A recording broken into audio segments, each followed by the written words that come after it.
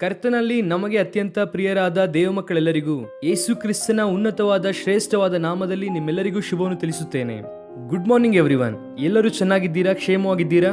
ಯೇಸು ಕ್ರಿಸ್ತನು ನಿಮ್ಮೆಲ್ಲರ ಜೀವಿತದಲ್ಲಿ ಉನ್ನತವಾದ ಕಾರ್ಯವನ್ನು ಮಾಡಬೇಕೆಂದು, ನಿಮ್ಮೆಲ್ಲರನ್ನು ಆಧ್ಯಾತ್ಮಿಕ ಅಭಿವೃದ್ಧಿಯಲ್ಲಿ ನಡೆಸಬೇಕೆಂಬುದಾಗಿ ನಿಮಗೋಸ್ಕರವಾಗಿ ಪ್ರತ್ಯೇಕವಾಗಿ ಪ್ರಾರ್ಥಿಸುತ್ತಾ ಇದ್ದೇವೆ. ಕಡೆಯ ದಿನದಲ್ಲಿ ನಾವಿದ್ದೇವೆ. ದೇವರ ವಾಕ್ಯವನ್ನು ಎಷ್ಟು ಹೆಚ್ಚಾಗಿ ಓದುತ್ತೇವೋ ಅಷ್ಟರ ಮಟ್ಟಿಗೆ ನಾವು ಆಶೀರ್ವದಿಸಲ್ಪಡುತ್ತೇವೆ. ಭಕ್ತಿ ಜೀವಿತದಲ್ಲಿ ನೀವೆಲ್ಲರೂ ಕೂಡ ಪ್ರಾಮುಖ್ಯವಾಗಿ ರಾಜಿ ಇಲ್ಲದೆ ಇರುವಂತ ಭಕ್ತಿಯನ್ನು ಹೊಂದಬೇಕೆಂದು, ಕರ್ತನಲ್ಲಿ ಸ್ಥಿರವಾಗಿರಬೇಕೆಂಬುದಾಗಿ ನಿಮಗೋಸ್ಕರವಾಗಿ ಬಹಳ ಬಲವಾಗಿ ಪ್ರಾರ್ಥಿಸುತ್ತಾ ಇದ್ದೇವೆ. ನಮ್ಮ ಕ್ರೈಸ್ಟ್ ವರ್ಶಿಪ್ ಸೆಂಟರ್ ಸಭೆಯನ್ನು ದೇವರು ಒಂದು ಬಲವಾದ ಉಜ್ಜೀವನ ಸಭೆಯಾಗಿ ನಿಲ್ಲಿಸುತ್ತಾ ಇದ್ದಾರೆ. ಅನೇಕ ಪ್ರಾಂತ್ಯಗಳಲ್ಲಿ ಸಭೆಯು ಸ್ಥಾಪಿಸಲ್ಪಡುತ್ತಾ ಇದೆ, ಅನೇಕ ಸಭೆಗಳು ಸ್ಥಾಪಿಸಲ್ಪಡುತ್ತಾ ಇದೆ, ಅನೇಕ ಸೇವಕರನ್ನು ರೂಪಿಸುತ್ತಾ ಇದ್ದೇವೆ. ಪ್ರಪಂಚ ವ್ಯಾಪ್ತಿಯಾಗಿ ಅನೇಕ ಪ್ರಾಂತ್ಯಗಳಿಗೂ ಕೂಡ ಮಿಷನರಿಗಳನ್ನು ಕಳುಹಿಸಬೇಕೆನ್ನುವಂತ ಆಲೋಚನೆ ದೇವರು ಅನುಗ್ರಹಿಸುತ್ತಾ ಇದ್ದಾರೆ. ಆದ್ದರಿಂದ ಈ ಸೇವೆಗೋಸ್ಕರವಾಗಿ ನಿಮ್ಮಲ್ಲಿ ಅನೇಕರು ಪ್ರಾರ್ಥಿಸುತ್ತಾ ಇದ್ದೀರಾ. ನಿಮ್ಮೆಲ್ಲರಿಗೂ ಕೂಡ ಕ್ರಿಸ್ತನ ನಾಮದಲ್ಲಿ ಶುಭವನ್ನು ತಿಳಿಸುತ್ತೇನೆ. ಈ ದಿನ ವಾಗ್ದಾನಕ್ಕಾಗಿ ಎದುರು ನೋಡುತ್ತಾ ಇದ್ದೀರಾ ಅಲ್ವಾ? ಸತ್ಯವೇದವನ್ನು ತೆಗೆದು ಯೆಹೆಜ್ಕೇಲ ಪುಸ್ತಕ 36ನೇ ಅಧ್ಯಾಯ 29ನೇ ವಾಕ್ಯವನ್ನು ಓದೋಣ. If you have Bible, please turn with me to the book of Ezekiel chapter 36 and verse 29. ನಾನು ನಿಮ್ಮನ್ನು ನಿಮ್ಮ ಎಲ್ಲಾ ಹೊಲಸಿನಿಂದ ಉದ್ಧರಿಸಿ ಬೆಳೆಯಲೆಂದು ಅಪ್ಪಣೆ ಕೊಟ್ಟು ಅದನ್ನು ವೃದ್ಧಿಗೊಳಿಸುವೆನು, ನಿಮಗೆ ಕ್ಷಾಮವನ್ನು ಬರಮಾಡೆನು. What a wonderful promise! ಎಷ್ಟೊಂದು ಸುಂದರವಾದ ಪ್ರೋತ್ಸಾಹ ಪಡಿಸುವಂತಹ ವಾಗ್ದಾನ. ನಾನು ನಿಮ್ಮ ಹೊಲಸನ್ನು ತೊಲಗಿಸಿ ನಿಮ್ಮನ್ನು ರಕ್ಷಿಸುತ್ತೇನೆ. ಮೊಟ್ಟ ಮೊದಲನೆಯದಾಗಿ ದೇವರಿಗೆ ಮನುಷ್ಯನ ಕುರಿತಾಗಿರುವಂತಹ ಚಿತ್ತ ಹಾಗೂ ಉದ್ದೇಶವಾದೆ ಅಶುದ್ಧತೆಯನ್ನು ಹೋಗಲಾಡಿಸಿ ರಕ್ಷಿಸಬೇಕು ಎಂಬುದಾಗಿ. ಕರ್ತನಾದ ಯೇಸು ಕ್ರಿಸ್ತನ ಬಳಿಯಲ್ಲಿ ಒಬ್ಬ ವ್ಯಕ್ತಿಯು ಬರುವುದರಿಂದ ಆ ವ್ಯಕ್ತಿಯ ಜೀವಿತದಲ್ಲಿ ಎಂತಹ ಅದ್ಭುತವು ನಡೆಯುತ್ತದೆ, ಎಂತಹ ಆಶ್ಚರ್ಯ ಕಾರ್ಯಗಳು ನಡೆಯುತ್ತದೆ. ಅನೇಕರು ಕೇಳುತ್ತಾರೆ, ವೆಸ್ಲಿ ಅವರೇ, ನಾವು ಯೇಸು ಕ್ರಿಸ್ತನನ್ನು ನಂಬುದ್ರೆ ನಮಗೆ ಈ ಸಮಸ್ಯೆ ಹೋಗುತ್ತದಾರಿ? ಯೇಸು ಕ್ರಿಸ್ತನನ್ನು ಪ್ರಾರ್ಥಿಸಿದ್ರೆ ನಮಗೆ ಈ ಅದ್ಭುತ ನಡೆಯುತ್ತದಾರಿ? ನಮ್ಮ ಕೋರ್ಟ್ ಕೇಸಿಂದ ಬಿಡುಗಡೆ ಸಿಗುತ್ತದಾರಿ? ನಮ್ಮ ರೋಗದಿಂದ ಸ್ವಸ್ಥತೆ ಹೊಂದಬಹುದಾರಿ? ಎಂಬುದಾಗಿ ಅನೇಕರು ಅನೇಕ ಪ್ರಶ್ನೆಗಳನ್ನು ಕೇಳುತ್ತಾರೆ. ಎಸ್, ಖಚಿತವಾಗಿ ಯೇಸು ಕ್ರಿಸ್ತನು ಅಸಾಧ್ಯವನ್ನು ಸಾಧ್ಯಪಡಿಸುವಂತಹ ದೇವರು. ಆತನಿಗೆ ಅಸಾಧ್ಯವಾದದ್ದು ಒಂದೂ ಇಲ್ಲ. ಆದರೆ ಕೇವಲ ಯೇಸು ಕ್ರಿಸ್ತನ ಬಳಿಯಲ್ಲಿ ಒಂದು ರೋಗದಿಂದ ಸ್ವಸ್ಥತೆಯನ್ನು ಹೊಂದುವುದಕ್ಕೋಸ್ಕರವಾಗಿಯೋ, ಅಥವಾ ಒಂದು ಸಮಸ್ಯೆಯಿಂದ ಬಿಡುಗಡೆ ಹೊಂದುವುದಕ್ಕಾಗಿಯೋ, ಅಥವಾ ಆರ್ಥಿಕ ಸಂಬಂಧವಾಗಿ ನಾನು ಉನ್ನತಕ್ಕೆ ಬರಬೇಕೆನ್ನುವಂತ ಆ ಆಲೋಚನೆಯಿಂದ ಮಾತ್ರ ಬಂದರೆ ನಿಜವಾಗಿ ದೇವರನ್ನು ಸರಿಯಾಗಿ ಅರ್ಥ ಮಾಡಿಕೊಳ್ಳಿಲ್ಲ ಎಂಬುದಾಗಿ. ಯೇಸು ಕ್ರಿಸ್ತನ ಬಳಿಯಲ್ಲಿ ಒಬ್ಬ ವ್ಯಕ್ತಿಯು ಯಾಕೆ ಬರಬೇಕು ಅಂದರೆ, ಮೊದಲನೆಯದಾಗಿ ಆತ್ಮರಕ್ಷಣೆಗೋಸ್ಕರವಾಗಿ ಬರಬೇಕು. ಆತನೊಬ್ಬನೇ ರಕ್ಷಿಸುವ ಆತನಾಗಿರುವುದರಿಂದ, ಆತನೊಬ್ಬನೇ ಕಲ್ವಾರಿಯ ಶಿಲುಬೆಯಲ್ಲಿ ಮನುಷ್ಯರಿಗೋಸ್ಕರವಾಗಿ ರಕ್ತ ಸುರಿಸಿರುವುದರಿಂದ, ದೇವರ ಪ್ರೀತಿಯನ್ನು ಹಾಗೂ ಆತನ ಶ್ರೇಷ್ಠತೆಯನ್ನು ಅರಿತುಕೊಳ್ಳುವಾಗ ಆಗ ಆತನ ಕೃಪೆಯಲ್ಲಿ ನಾವು ಬೆಳೆಯುತ್ತೇವೆ.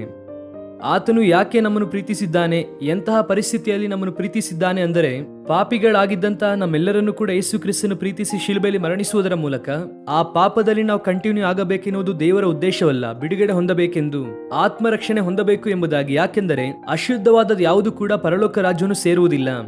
ದೇವರ ರಾಜ್ಯದಲ್ಲಿ ಅಶುದ್ಧವಾದದ್ದೇನು ಇರುವುದಿಲ್ಲ.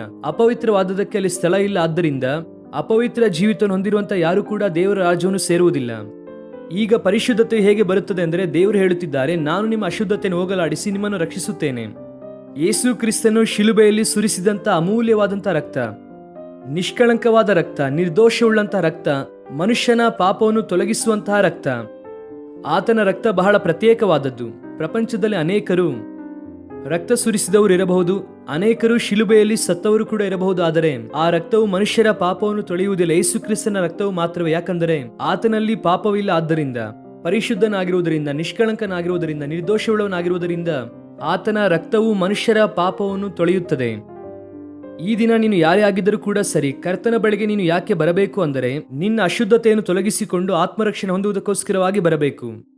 ಯಾವಾಗ ಮೊಟ್ಟ ಮೊದಲನೆಯದಾಗಿ ಕರ್ತನ ಪ್ರೀತಿಯನ್ನು ತಿಳಿದುಕೊಂಡು ನಾವು ಆತ್ಮರಕ್ಷಣೆ ಹೊಂದಬೇಕೆಂಬುದಕ್ಕೋಸ್ಕರವಾಗಿ ದೇವರ ಬಳಿಗೆ ನಾವು ಬರುತ್ತೇವೋ, ಯೇಸು ಕ್ರಿಸ್ತನು ತನ್ನ ರಕ್ತದಿಂದ ನಮ್ಮನ್ನು ತೊಳೆದು ನಮ್ಮನ್ನು ಪರಿಶುದ್ಧಗೊಳಿಸಿ ಆತನ ಮಕ್ಕಳನ್ನಾಗಿ ಮಾಡಿಕೊಳ್ಳುತ್ತಾರೆ. ಕ್ರಿಸ್ತನೊಂದಿಗೆ ನಾವು ಸಂಭಾಷಿಸುವವರನ್ನಾಗಿ, ಆತನೊಂದಿಗೆ ಸಹವಾಸ ಮಾಡುವವರನ್ನಾಗಿ ದೇವರು ನಿಲ್ಲಿಸುತ್ತಾರೆ.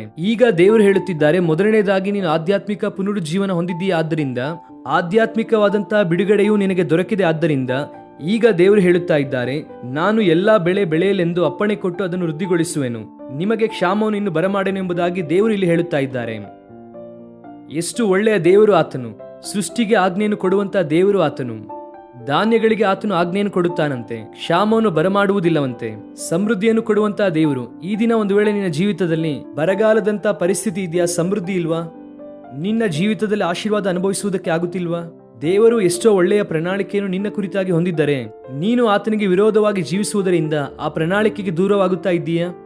ದೇವರ ಪ್ರೀತಿಗೆ ದೂರವಾಗುತ್ತಾ ಇರುವಂತಹ ಪರಿಸ್ಥಿತಿಯಲ್ಲಿದ್ದೀಯಾ? ಕಮ್ ಬ್ಯಾಕ್, ಬಾ, ದೇವರ ಬಳಿಗೆ ಬಾ. ಆತನು ಆಜ್ಞೆ ಕೊಡುತ್ತೇನೆಂದು ಹೇಳುತ್ತಿದ್ದಾರೆ, ಧಾನ್ಯಗಳಿಗೆ ಆಜ್ಞೆ ಕೊಡುತ್ತೇನೆಂದು ಹೇಳುತ್ತಿದ್ದಾರೆ. ಯಾವ ಕ್ಷಾಮವು ನಿನಗೆ ಬರದಂತೆ ವೃದ್ಧಿಗೊಳಿಸುತ್ತೇನೆ ಎಂಬುದಾಗಿ ವಾಗ್ದಾನ ಮಾಡುತ್ತಿರುವಂತಹ ದೇವರು ಎಷ್ಟೋ ಜನರ ಜೀವಿತವನ್ನು ಸತ್ಯವೇದದಲ್ಲಿ ನಾವು ಗಮನಿಸಿದರೆ ಕರ್ತನ ಕಡೆಗೆ ತಿರುಗುವುದರಿಂದ ನೂತನವಾದ ಆಶೀರ್ವಾದವನ್ನು ಅನುಭವಿಸಿದ್ದಾರೆ. ರೂತಳು ಮೋವಾಬ್ ದೇಶದಲ್ಲಿ ಇರುವಾಗ ಸಮಸ್ತವನ್ನು ಕೂಡ ಕಳೆದುಕೊಂಡಂತಹ ಪರಿಸ್ಥಿತಿಯಲ್ಲಿದ್ದಾಳೆ. ನಹೂಮಿಯೊಂದಿಗೆ ಯಾವಾಗ ರೂತಳು ಕೂಡ ಬೆತ್ಲೆಹೇಮ್ಗೆ ಬಂದಳೋ, ಆ ಸುಗ್ಗಿಯ ಆರಂಭದಲ್ಲಿ ಅವರು ಬೆತ್ಲೆಹೇಮ್ಗೆ ಬಂದರು. ರೂತಳಿಗೆ ಈ ಕಡೆ ಶಾರೀರಿಕವಾಗಿಯೂ ಆಧ್ಯಾತ್ಮಿಕವಾಗಿ ಎಷ್ಟೋ ಆಶೀರ್ವಾದಗಳು ಬರುವುದಕ್ಕೆ ಕಾರಣ ಏನೆಂದರೆ ಆಕೆ ಬೆತ್ಲೆಹೇಮ್ಗೆ ಬಂದಳು, ದೇವರ ಪ್ರಾಂತ್ಯಕ್ಕೆ ಬಂದಳು, ದೇವರ ಕಡೆಗೆ ಆಕೆ ತಿರುಗಿದಳು. ನಿನ್ನ ದೇವರೇ ನನ್ನ ದೇವರು ಎಂಬುದಾಗಿ ನಹೂಮಿಯೊಂದಿಗೆ ಹೇಳುವುದರ ಮೂಲಕ ರೂತಳು ದೇವರ ಕುರಿತಾಗಿ ಒಂದು ನಿರ್ಣಯ ತೆಗೆದುಕೊಂಡ ಹಾಗೆ, ಒಂದು ತೀರ್ಮಾನ ತೆಗೆದುಕೊಂಡ ಹಾಗೆ ವಾಕ್ಯದಲ್ಲಿ ನಾವು ನೋಡುತ್ತೇವೆ. ದೇವರ ಮಕ್ಕಳೇ, ದೇವರಿಗೋಸ್ಕರವಾಗಿ ಯಾರು ತೀರ್ಮಾನ ತೆಗೆದುಕೊಳ್ಳುತ್ತಿದ್ದಾರೋ, ಆತನಿಗಾಗಿ ನಿಲ್ಲಬೇಕೆನ್ನುವಂತ ಆಸಕ್ತಿ ಯಾರಲ್ಲಿದೆಯೋ, ಖಚಿತವಾಗಿ ಅವರ ಜೀವಿತದಲ್ಲಿ ಒಳ್ಳೆಯ ದಿನಗಳು ಬರುತ್ತದೆ. ದೇವರು ದಾನಿಗಳಿಗೆ ಅಪ್ಪಣೆ ಕೊಟ್ಟು ಬರಗಾಲ ಬರದಂತೆ ಸರ್ವ ಸಮೃದ್ಧಿಯಿಂದ ತುಂಬಿಸಬೇಕೆಂಬುದಾಗಿ ಆತನು ಆಶಿಸುತ್ತಿದ್ದಾರೆ. ಅಂತಹ ಕೃಪೆ ದೇವರು ನಿಮ್ಮೆಲ್ಲರಿಗೂ ದಯಪಾಲಿಸಬೇಕೆಂಬುದಾಗಿ ನಾನು ಮನಪೂರ್ವಕವಾಗಿ ಕೇಳಿಕೊಳ್ಳುತ್ತೇನೆ. ಹಾಗೆ ಕಣ್ಣು ಮುಚ್ಚಿರಿ, ಪ್ರಾರ್ಥಿಸೋಣ.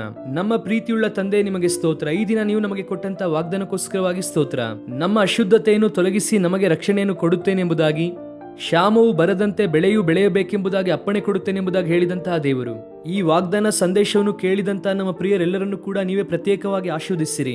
ಬಲವಾದ ಆತ್ಮಿಕ ಕಾರ್ಯಗಳನ್ನು ಅವರ ಜೀವಿತದಲ್ಲಿ ಮಾಡಿರಿ.